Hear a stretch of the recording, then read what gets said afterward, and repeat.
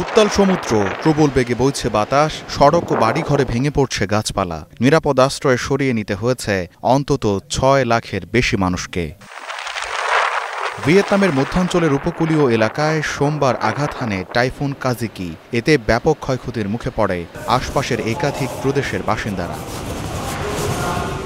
প্রবল বৃষ্টির কারণে প্লাবিত হয়েছে বহু সড়ক। ঘূর্ণিঝড় মোকাবেলায় বাসা বাড়ি ও ভবনের দরজায় বালুর বস্তা দিয়ে ক্ষতি থেকে বাঁচার চেষ্টা করেন স্থানীয়রা।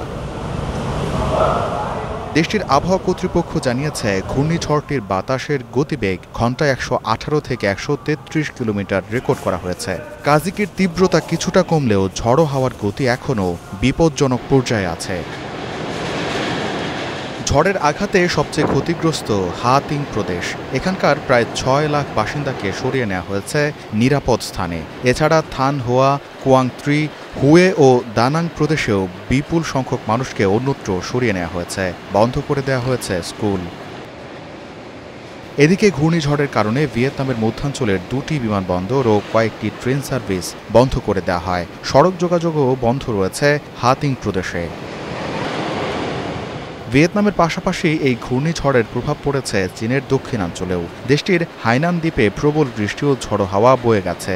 অন্যদিকে থাইল্যান্ড কর্তৃপক্ষ ঘূর্ণিঝড় কাজিকির সম্ভাব্য আঘাতের কারণে ৫৮টি প্রদেশে জরুরি সতর্কতা জারি করেছে।